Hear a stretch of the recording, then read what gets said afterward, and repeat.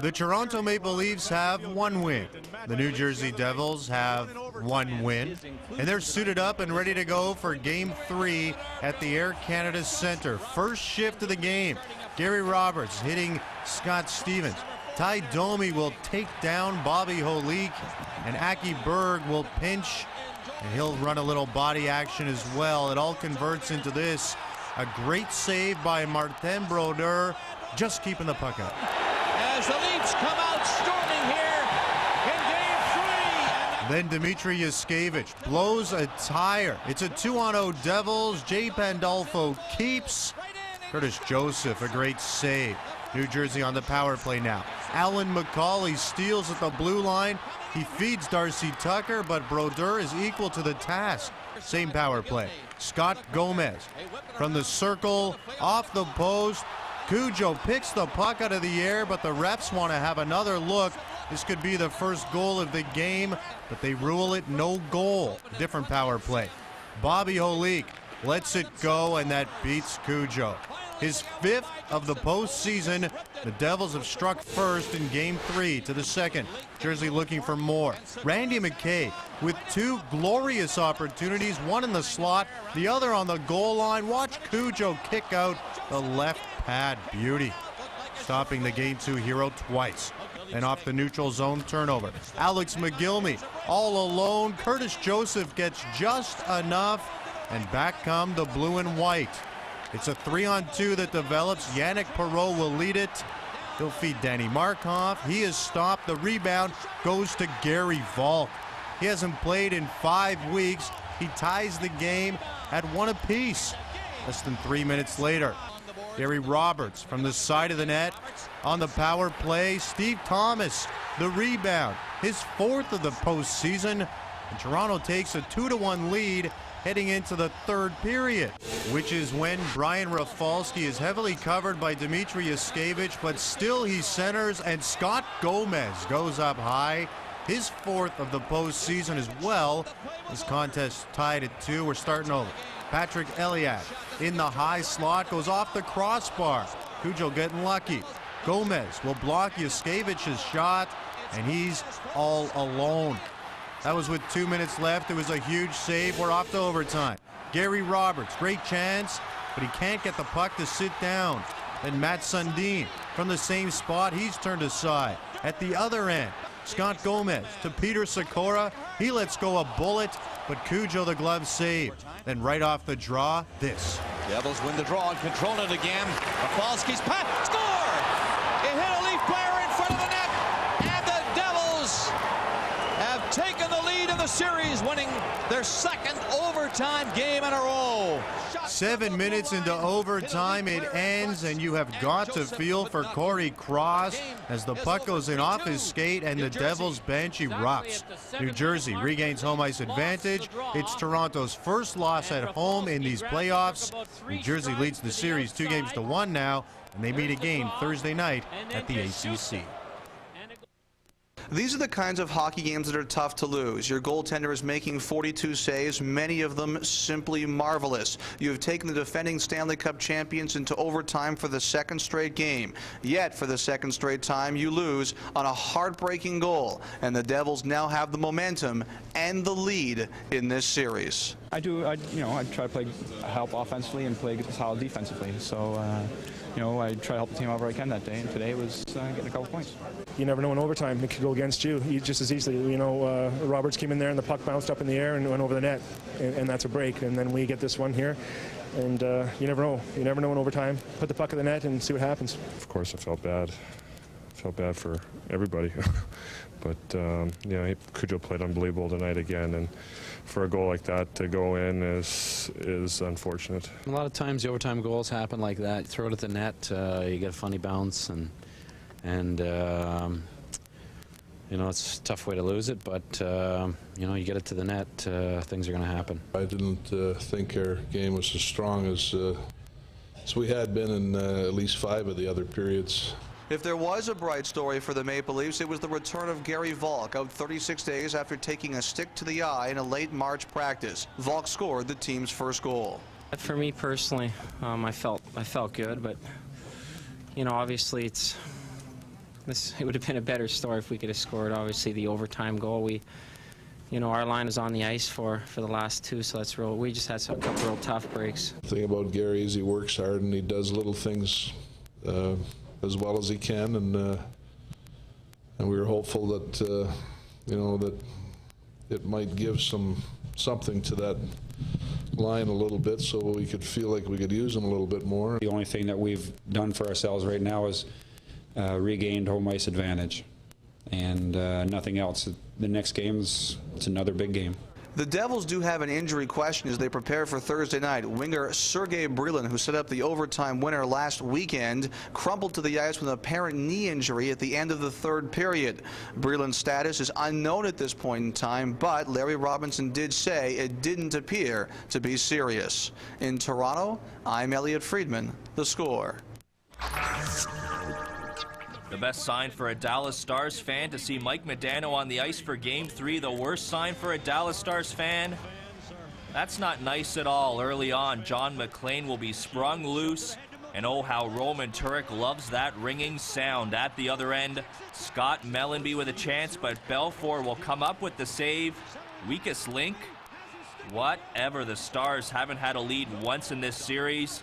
But that is about to change. Modano will find Mike Keane, and this guy has always been a playoff performer. 1-0 Dallas on Keane's third of the postseason. In the second, Modano gets a prime scoring opportunity, but Turek making sure his team doesn't fall behind by 2 goals. Dallas keeps pressing forward. Jamie Langenbrunner to Yuri Lettinen, but Turek standing his ground once again, but he cannot keep it up forever. Daryl Sador's shot is tipped in by the Golden Brett. His second puts Dallas up 2-0, so St. Louis needs something to get back into this one. And here it is. Al McInnes's blast is stopped, but there's a big fat rebound for Jochen Hecht, and he buries it to get the home side to within 1. Entering the final 20 to the third. The Blues looking for the equalizer on the power play. McInnes's shot can't get all the way through. Keith Tkachuk is there. Jochen Hecht is there. No one, though, can beat Eddie Belfour. Later, McInnes continues to crank him, and this time, Pronger tips it off the crossbar. The Blues keep coming close. Meanwhile, Keith Tkachuk trying to keep the Dallas players awake on the bench. And I guess that's as good a way as any. More pressure from St. Louis. This time it will be Mike Eastwood with a chance, and he will be stopped. Corey Stillman with the rebound.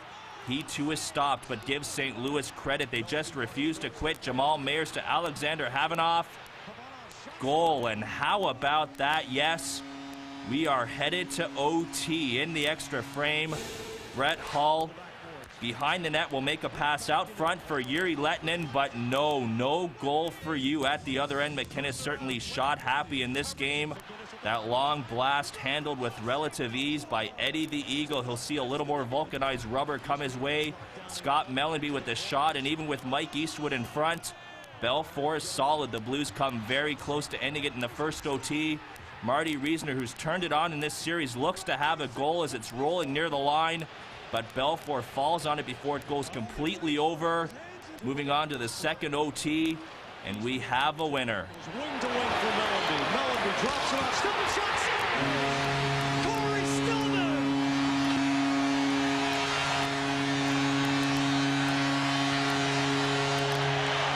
So Corey Stillman's first career OT goal in the postseason puts a huge dagger in the heart of Dallas as the Blues now have a commanding 3-0 lead. Ed Belfour certainly isn't the weakest link, but unless things turn around in a hurry, the Stars will definitely be saying goodbye. The only other one that really sticks out is your first goal in the NHL. So hopefully I have a bigger one right now. I can get a bigger goal than this one, but we'll have to wait and see. I thought that today, if we could have broke St. Louis and we could have won this hockey game, psychologically it could have done wonders for us. But we're going to have to get back on that bus and travel down this road again. Tracy McGrady dropped 42 points on the Bucks in Game 3. His Magic are trying to knock this series off. He's a part of the action. McGrady off balance takes the contact. The deuce drops plus the foul. Orlando led by 14 after 1. He gets some help from the Magic bench crew. Off the Bucks turnover, Michael Doliak. Look at him go. Look at him ram. His teammates. Oh, they're loving this. They're going to razz him about this. Orlando looking strong. More Magic bench guys. McGrady, the Pat Garrity, the surprising Thunder. Orlando by 7. The big dog, though, will make things tight. Against Mike Miller, pulls off the spin, cans the bucket. Milwaukee trails only by 4 at halftime. The Bucks keep surging. Darryl Armstrong has issues. Sam Cassell takes over, stops, feeds Glenn Robinson. He takes a bite out of the rim. Milwaukee has the lead. Cassell, bottom line, is red hot. Scott Williams kicks it out to the man from Florida State. The 3. He scored 14 of his 25 in the third. Bucks by 4. Orlando will sneak close. Cassell on the drive, nothing. Darryl Armstrong up court to Tracy McGrady, the rim mash. He had 25. The Magic are behind by 2. Just when they inch back, Ray Allen does this. The fake, the swish, count him down for 26. Orlando continues to slide. McGrady strips Robinson. The Magic are on the break. T-Mac to Bo Outlaw to Monty Williams. Not good. McGrady is upset. The Magic, no, they blew it. Orlando loses 112-104. The Bucks wrap things up in 4 games. Milwaukee wins its first playoff series since 1989. The Magic played without guard D. Brown, who was serving a 1-game suspension for leaving the bench in a third-quarter incident in Game 3. The Bucks will now face the Hornets in the second round. After our explosion in the third quarter, I thought fatigue was a factor in both teams, but I thought we were probably a little stronger at the end. And it's a big-time win by my team. I mean, my team continues to grow up and show me and impress me a lot. But it's, you know, it's a great win, and we can have a day maybe to celebrate. But, you know, we're hoping to make this a beginning, not a celebration. I think for the most part we did pretty well on the big 3, but, you know, unfortunately they came out, they had a big game in Game 4, and that's what cost the game. But I thought the one adjustment they made was something we were worried about the entire series. They basically stopped running plays. They basically said, we're going to push it up, give it to our athletes, and see if your athletes could match up. And the answer was, you know, we knew we couldn't. Winning Olympic gold was a great thrill for me. But today I'm even more thrilled to be a part of another great race.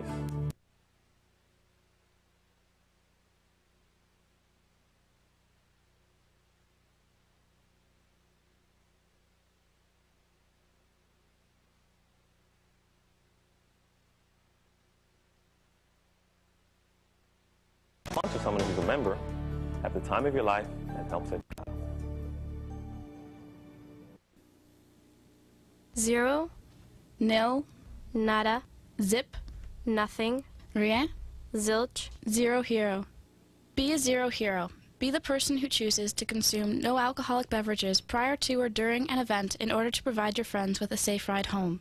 Plan ahead, drink responsibly, be a designated driver, call home, take a cab, or stay overnight. OSID and this station wants you to arrive alive. Drive sober. Game 3 hero Steve Nash and the Mavericks are staring elimination in the face once again, and this is not nice. Karl Malone glides by. Sean Bradley baseline for the put down. 25 points is his evening. Utah by 7 after the first quarter. From there, Dallas explodes. Dirk Nowitzki, 3-ball. Then the big German curling off the screen. He meets the rim with intensity plus the harm. He had 17 at the break. 1.4 seconds to go. Steve Nash coming up huge in the first round, fires up a 3 at the buzzer. Dallas finished on a 13-4 run to end the half. That's just the beginning. Donyell Marshall to the hoop, and no sir. Sean Bradley, the big block. Michael Finley sends a long pass to Nowitzki. The layup. These young Mavs don't stop. Finley, look at this, off a screen. And he unleashes a severe rim crack on the way to 20 points. Utah really can't do much about Big Dirk. The guy with range gets the ball, the 3, and the foul. He had 16 points of his 33 in the third quarter. Mark Cuban, the guy is enjoying the massacre. Mavs by 18 after 3. The slaughter will be capped off courtesy BC Steve Nash. The circus shot. Oh my. the Canuck had an outstanding night with 27 points, 7 assists, in a 107-77 demolition of the Utah Jazz. The 30-point margin of victory is the largest in Mavericks playoff history. So after being down 0-2 in the series, Dallas has tied things up at 2. The Mavs will now head back to Utah for Game 5 on Thursday. Strength. Everyone expresses it in a different way. Women are no exception. We just tend to be a little more subtle about it. Introducing the strength of Secret Platinum Protection, now in 3 new scents: genuine, ambition, and optimism. Reflecting your style, your individuality, your intensity. All that strength plus personality sounds too good to be true, doesn't it? Secret antiperspirant. Strong enough for a man, but made for a woman.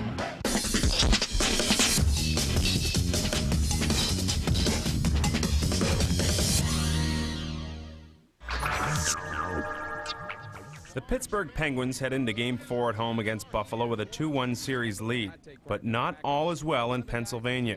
Having missed the past 2 games with injuries and having been questioned publicly by owner and teammate Mario Lemieux, Penn star Jaromir Jagr is expected back in the lineup Wednesday night. With the controversy surrounding Jagr's injuries, the talk at practice Tuesday was where will Jagr be next season? Anybody can get traded, but on the other side, even if that happened, I want to leave like a champion. I don't want to leave like I don't want to leave the city like a loser. And people has to realize it. You know, I'm not just gonna fake something and not play hard. You know, to show something, and it's wouldn't show anything. I'm just I just want to go there on ice, play my best. And sometimes maybe it doesn't, people expect me to play a lot better, but like I said before, I'm not Superman. As for the Sabres, they're well aware of what Jagr's return means. It's just another guy that we're going to have to be wary of when he's on the ice, and just be aware of him. Obviously, have him and Lemieux in the lineup is going to give them a big boost, and I'm sure we're aware of that. Having scored just once in the first 2 games, Buffalo busted out with 4 goals in Game 3, and that's something the Sabres plan to build on. Build off the way we played in Game 3. That there was a lot of subtle little things we did in that game that were really effective, and if we can continue to do that, and if we create the type of chances that we did in the second period, I'll guarantee you we can score 3 or 4 goals, and it's that type of effort that will lead to a positive result tomorrow. So far in the series, home ice advantage has not been a factor. The visiting team has won all 3 games, and Pittsburgh's Martin Straka was more than impressed with Buffalo's 3-goal win in Game 3. We got some rebounds, we couldn't put them in, and after that they took over and they play well, and they play hard, and they outbattle us, and they play unbelievable. So all the heads off to them, and so we gotta be ready tomorrow night. When the back's against the wall, the dogs got to come out fighting. You can't sit there, like I've always said, and wait for something to happen. You got to make it happen. We just need to go out there and get a win. Plain and simple. Yes, it sounds so cliched, but for the Toronto Raptors, it's the truth. After another successful regular season, the Raps once again face the prospects of playoff elimination at the hands of the Knicks. But this year, they feel like they may have the answers. Right now, everything is execution, timing, defensive assignments, stuff like that. And we've worked real hard at it. Everybody understands what they're supposed to do, where they're supposed to be, and now you got to go out and play the game. We didn't push the ball enough in Game 3. We got into a half-court game with them, and they're one of the best executing teams in their half-court offense, and we have to change that by pushing the tempo. I think the intensity level of the team just has to be greater. I feel that we have it in our minds and we have it in our hearts, but sometimes it's tough to bring it all out as a group. Adjustments aside, that group knows they have to face the media, but with 2 of the 4 largest markets in North America represented in this series, the Raptors are growing tiresome of the same talk from the media. They just want to go out and win. We have a lot of confidence in ourselves. As a team, we know what we are capable of doing. But like I said, I'm tired of talking about it. Just go on the court tomorrow and lay it all on the line. We got to do whatever it takes to win, do whatever it takes, to come out on top, and hopefully we can take it back to New York. We just look at the big picture. We're trying to advance, we're trying to survive Game 5, so go win.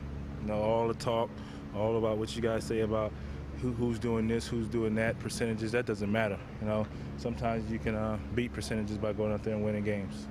But of course, there is a flip side to every coin. With a loss in Game 4, the Raptors franchise is in pretty much the same predicament it was last year. A first-round defeat in the playoffs, a key free agent, and months to ponder it. At the ACC in Toronto, I'm Tim McCallum for The Score. If you want to be serious about online gaming these days, you need a serious edge. I mean, it's not like I'm 8 anymore. Sure, I'll slow down when I'm 15. But until then, I'll need a faster connection. A 56K modem? Good enough for some college kid, maybe. But I'm not ready to retire just yet. Kids learn fast. Help keep it that way. Shaw at Home. Sign up now for your free, no-obligation 30-day trial of Shaw at Home high-speed internet access. If you buy one of those huge new SUVs, you might want to plan on a new garage, too. But with Dodge Durango, you get plenty of room inside and just the right size outside. After all, you shouldn't have to rearrange your life just to fit an SUV into it. Durango, different and just right. Now with 5-star protection, it's peace of mind that comes with all 2001 Dodge Durangos.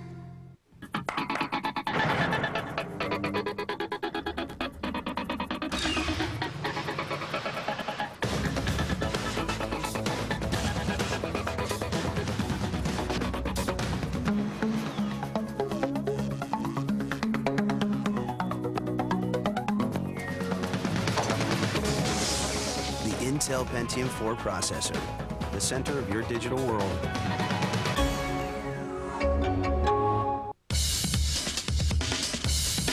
Hi, I'm Walter Gretzky. I'm the dad of the great one, and I know the score.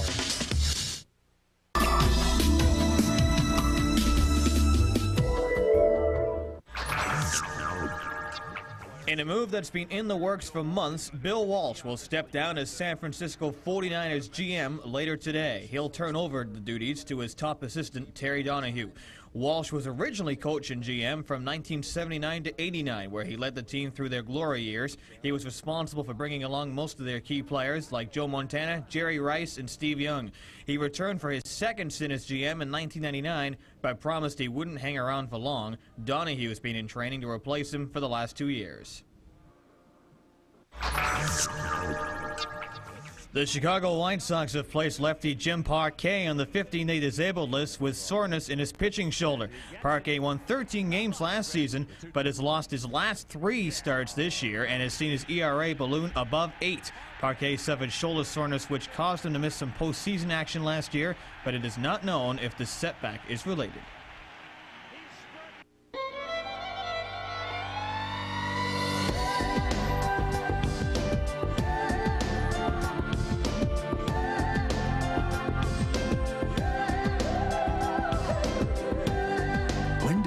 Tell your kids to stay in and get some fresh air. The new Toyota Highlander. Now all roads are created equal. Accept it. You belong outside. They fight for the middleweight crown to be part of history. Felix Trinidad to join the legends. William Joppy to stop him. Trinidad's undefeated but untested as a middleweight. Joppy's defending his crown for the 8th time. Only one gets a shot at the undisputed middleweight world championship and a place in boxing history. Trinidad versus Joppy, Saturday, May 12th, live on pay-per-view.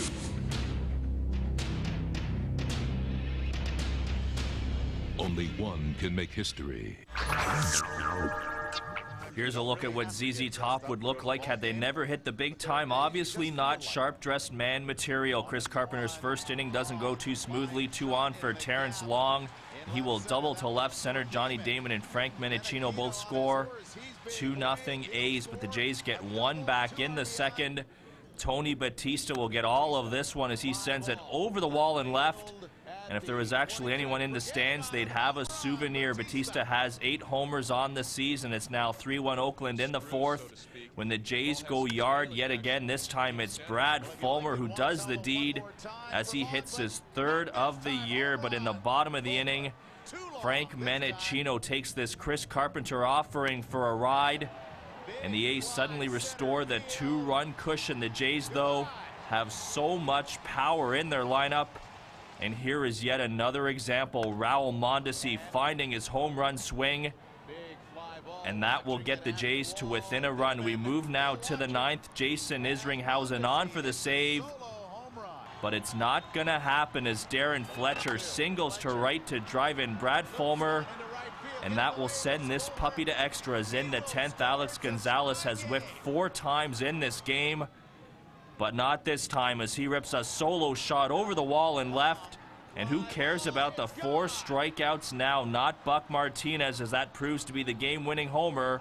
Toronto edges Oakland by a final of 5-4 for Isringhausen. It's his first blown save of the season as the A's lose for the 8th straight home game. Expos playing host to the Diamondbacks. Brett Reams on the mound for Montreal, and he is greeted by Jay Bell, who cranks the 3-2 into the seats in left. Bell's 5th home run of the season scores Steve Finley. Matt Williams scored on a fielder's choice. 3-0, Arizona leads it. Top 2, Brett Reams continues to struggle as Luis Gonzalez golfs one up the middle. Damon Miller scores, and Steve Finley beats the Milton Bradley throw. Give Gonzalez 31 RBI and a 5-0 Arizona lead. Very next batter, Matt Williams, bye-bye. His 4th home run of the year scores Jay Bell and Gonzalez. And with 53 pitches thrown over 1 1/3 innings of work, it is the end of the line for Mr. Reams. Bottom 4, Vladimir Guerrero looking to wake up the Expos. Elle frappe la pesée sur le champ droit. À la piste à l'avertissement, Sanders, circuit, Vladimir Guerrero.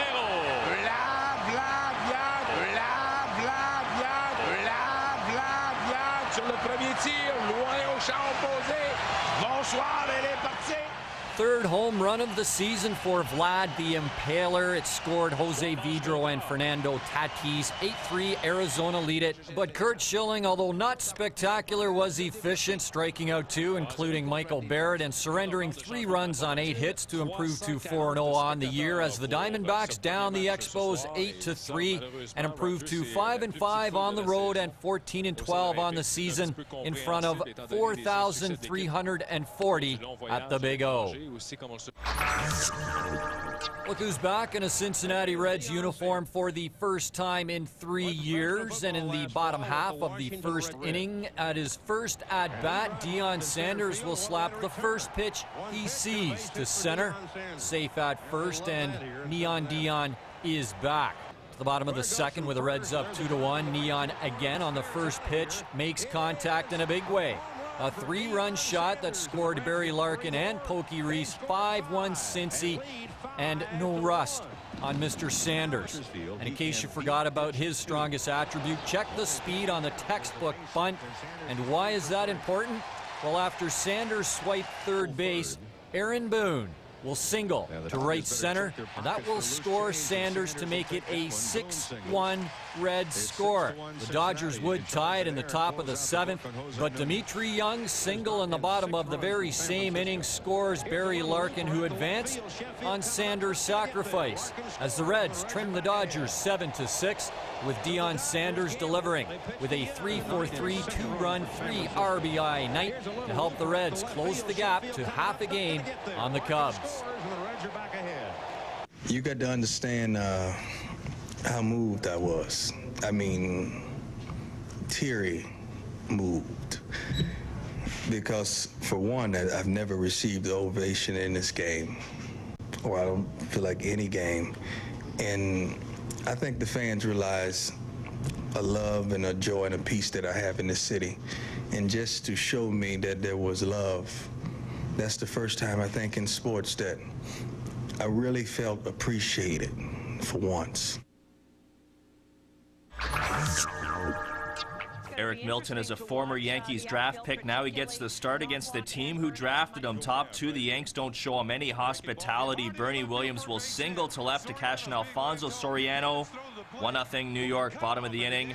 Mike Mussina doing well for himself as he sends David Ortiz packing. In the 3rd, he sits down Christian Guzman. And hey, it's time to spread the word. Mussina's not a bad pitcher after all. In the 6th, Dave Justice at the plate, but he doesn't bother sticking around long as he rips one over the wall in right, his 5th round tripper of the year. makes it 2-0. Meanwhile, Musina just keeps chugging along, getting Brian Buchanan in the 7th. In the 8th, see ya Doug Minkiewicz. Torrey Hunter, you may as well join your butt on the bench. And Tom Prince, you might want to hang on to your bat the next time Musina throws a 3-hitter as the Yanks defeat the Twins 4-0. Musina struck out 10 batters in snapping a personal 3-game losing streak and is now 17-2 lifetime against the Twins. Pedro Martinez is 7-0 lifetime versus Seattle. Pedro starts off great, bottom 1. He hits Edgar Martinez in the helmet. Joe Brinkman will come out and warn Pedro never to do that again. Pedro says fine, so after Seattle loaded the bases in the 4th, Martinez decides to evaporate one David Bell to end the threat and the inning. Boston gives Pedro a lead in the 6th. Manny Ramirez with 2 aboard, singles to left. Chris Steins will score 1-0 Red Sox. Now that Pedro has a lead, he becomes a buzzsaw. Martinez, the check swing. They go to first, he's gone. John Olerud, good night. Brett Boone, you're roasted. And Tom Lampkin, have a nice day. Martinez would strike out 12 over 8 innings to lock up a 2-0 Red Sox victory. Pedro improves to 3-0 on the season. As well, he's now 8-0 with a tiny .89 ERA lifetime against the M's. He reached double digits in Ks for the 4th time this year and the 73rd time in his career. Turner Field for battle between the Braves and the Brewers. 3rd inning, 0-0 the score until Richie Sexton's sac fly scores Jimmy Hayes. That coming off Kevin Millwood. And with the Milwaukee player caught in a rundown and Tyler Houston breaking for home plate, an alert Kevin Lockhart will make the play at home.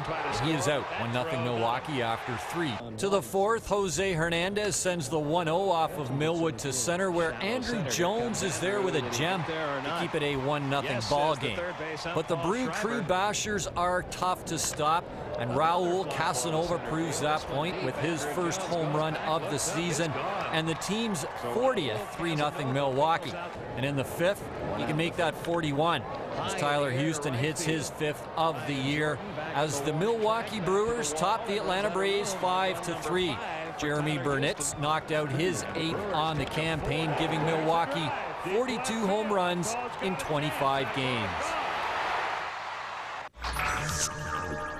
Houston and New York in the Big Apple. Bottom of the 3rd inning, Octavio Datel facing Mike Piazza, and the Pizza Man delivers. With a 2-topping home run, Piazza's 9th of the season, scored Edgardo Alfonso. 2-0 Mets on a 411-foot home run, courtesy Mike Piazza. To the top of the 5th, 2-1 NY when Moises Alou will knock a shot off the glove of Todd Zeal.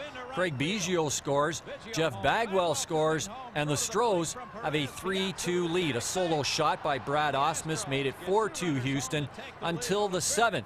With the score 4-3, Robin Ventura, with the sacks drunk, unloads with his 15th career grand slam to cap a Mets 5-run inning. En route to a 7-5 win over the Astros, Ventura's grand slam moves him into first place ahead of Ken Griffey Jr. among active players as the Mets win their 2nd in a row over Houston with a possible sweep Wednesday night at Shea. To the city of brotherly love, bottom of the 2nd, 0-0 the score until Mike Lieberthal will knock the 2-2 off of Danny Nagel into the corner in left field. Bobby Abreu scored on the Lieberthal double, 1-0 Phillies.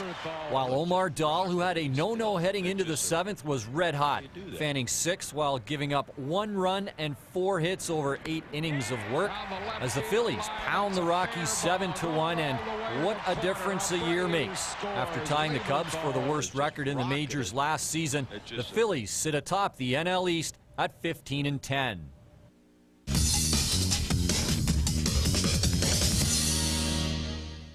It's here, waiting for you. Inside is unlimited strength and power. It builds confidence and reshapes your body. It can change everything. This is Bowflex, an entire gym in one easy-to-use machine. So powerful, it delivers over 60 health club quality exercises with up to 410 pounds of resistance, all in the convenience of your own home. Strength training with Bowflex is so effective that we guarantee you'll get the results you want in 6 weeks or less. And you can own one with no money down and low monthly payments, now available in Canada. Bowflex is real. The results are real. The question is, are you ready for Bowflex? For a free video and brochure, call right now. Do the research. Select the model you want and get started. Bowflex. Who said change isn't easy?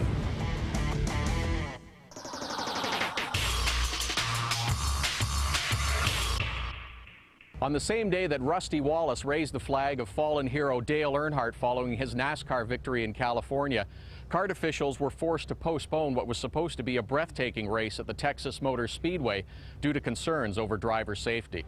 With sustained speeds well in excess of 230 miles per hour causing drivers to get lightheaded and potentially black out, it was the only thing to do. This sport is dangerous enough without these sorts of circumstances entering the equation. But now sorting out the mess created between CART and the Speedway begins.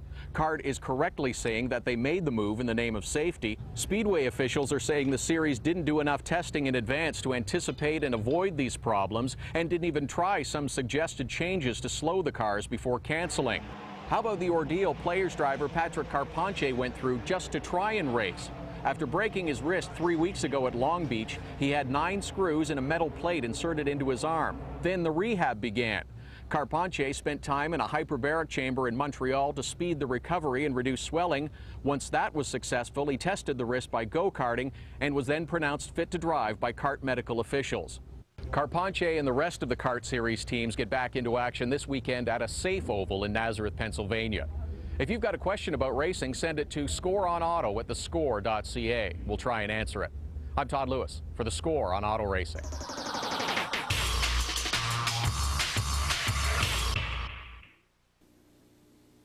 Zero, nil, nada, zip, nothing, rien, zilch, zero hero. Be a zero hero. Be the person who chooses to consume no alcoholic beverages prior to or during an event in order to provide your friends with a safe ride home. Plan ahead, drink responsibly, be a designated driver, call home, take a cab, or stay overnight. OSID and this station wants you to arrive alive. Drive sober.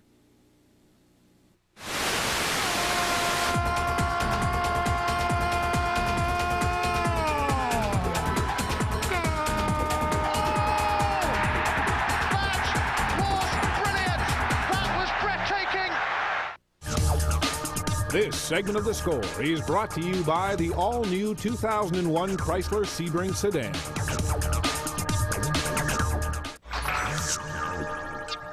After Tuesday's overtime loss in Game 3 to the Devils, the Toronto Maple Leafs, for the first time in this postseason, will have to deal with some adversity. The Leafs held an optional skate on Wednesday. Many of the Buds decided not to take the ice, but those who were there think this team has what it takes to handle the setback. Well, adversity is a funny thing. You got to find ways to handle it.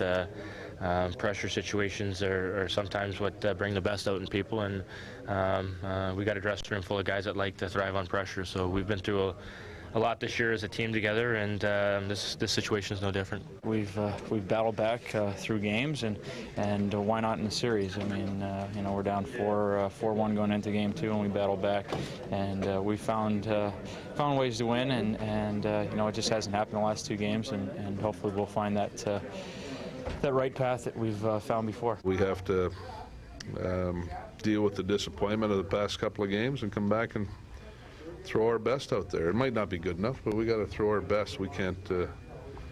That'll tell us if we come back with our best game. We still might not win, but we'll know that we're gaining in the mental toughness area.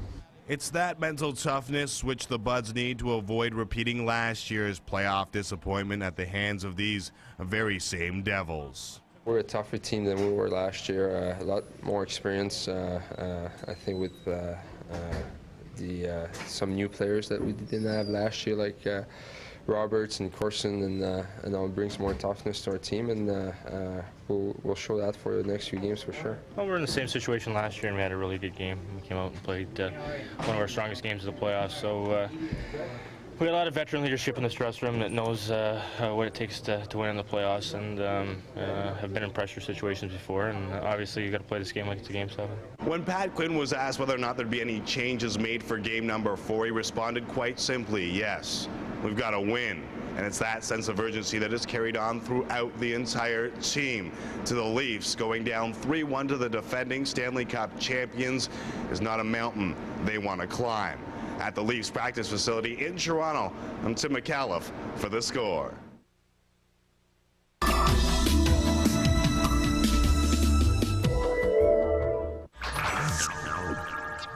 In a move that's been in the works for months, Bill Walsh will step down as San Francisco 49ers GM later today. He'll turn over the duties to his top assistant, Terry Donahue. Walsh was originally coach and GM from 1979 to 89, where he led the team through their glory years. He was responsible for bringing along most of their key players like Joe Montana, Jerry Rice, and Steve Young. He returned for his second stint as GM in 1999, but promised he wouldn't hang around for long. Donahue's been in training to replace him for the last 2 years. The Chicago White Sox have placed lefty Jim Parquet on the 15-day disabled list with soreness in his pitching shoulder. Parquet won 13 games last season, but has lost his last 3 starts this year and has seen his ERA balloon above 8.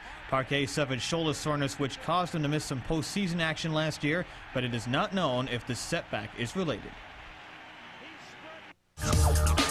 This segment of The Score is brought to you by the all-new 2001 Chrysler Sebring sedan.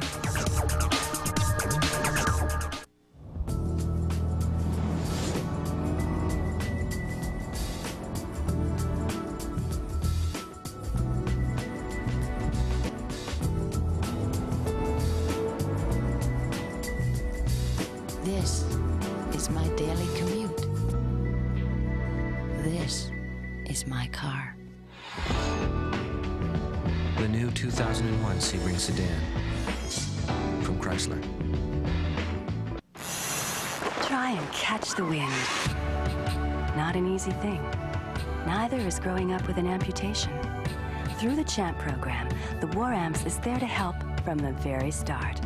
With artificial limbs, counseling, education, and most of all, a belief that for these kids, when it comes to success, the sky is the limit. The War Amps Winner's Circle, a tradition of amputees helping amputees. It has never happened before on Canadian soil.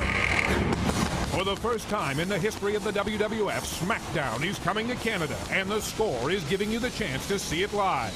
Join Greg and Martine at their new time of 7 p.m. Thursday nights.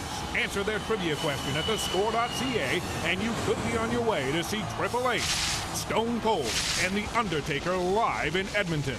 Tune in, log on, and layeth the smacketh down. The Score on the NHL is brought to you by the PlayStation 2 Computer Entertainment System. You take a look as we're at the second round of the Stanley Cup playoffs, and I got to tell you, the St. Louis Blues remind me a lot of the Detroit Red Wings a few seasons ago. When teams thought they were going to win the Stanley Cup, they suffered playoff disappointment, and then, like the Red Wings a few seasons ago, this past regular season, a lot of people seem to think the St. Louis Blues have fallen out of the Stanley Cup race. In the playoffs, an early lead against the Dallas Stars in the second round proves the Blues are back and as tough as ever. And take a look at the team. They talk about the Keith Tkachuk trade. They talk about the big 2 on defense, Chris Pronger and Alyn McCauley. But there's been a number of reasons why the Blues have had success in the playoffs. The big thing is Pierre Turgeon finally living up to his playoff success that had been predicted since he was the first overall pick back in the 1987 NHL entry draft. Also, you talk about controversy in the playoffs. Well, the Jaromir Jagr situation with the Pittsburgh Penguins is certainly something that's very much in the forefront. And one thing the Penguins like, they've never been a big media team. Matter of fact, when they won their 2 Stanley Cups, one year, all the Pittsburgh newspapers were on strike, and actually the Penguins felt that was a bonus, keeping that kind of scrutiny off the team during its Stanley Cup run. The Penguins winning the Stanley Cup is a viable option with or without Jaromir Jagr. I'm Gord Stellick for The Score on the NHL. The Score on the NHL is brought to you by the PlayStation 2 Computer Entertainment System. Wonder how we got those amazing camera angles in NBA Shootout 2001? We tested out a sophisticated camera system with Chris Webber.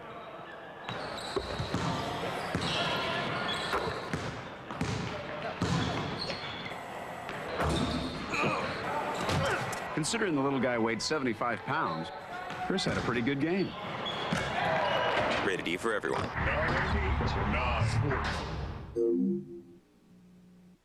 The best sports ticker in the business keeps getting better. Now, during the NHL playoffs, we've added a special ticker to our screen. Every game night, NHL scores and only NHL scores all night long. Another reason to keep your eye on the score.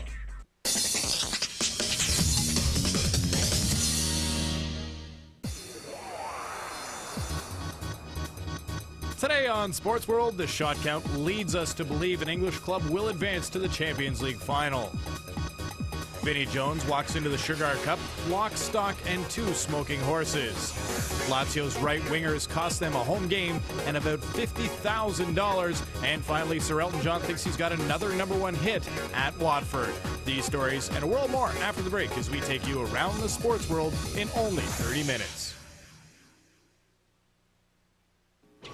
When you buy a specially marked case of Bud Light, you get 3 free Dunlop double titanium golf balls. We wanted to see if we could top this promotion, so we tested giving things away like a Ming vase, a speed skating suit, and a live octopus. But we decided to stick with the free golf balls. Must be legal drinking age. No purchase necessary. This calls for a Bud Light. Body Smarts calcium supplement chews are for adults who want a little more calcium in their diet. And Body Smarts smothers those chews with luscious fruit and creamy yogurt that the kid in all of us loves. So the thing is, Body Smarts lets you think like an adult and act like a kid.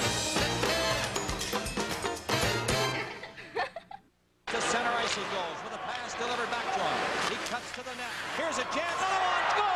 They skate so hard, it leaves you breathless. The Stanley Cup playoffs on CBC's Hockey Night in Canada. Non-stop action. Here's a 2-on-1.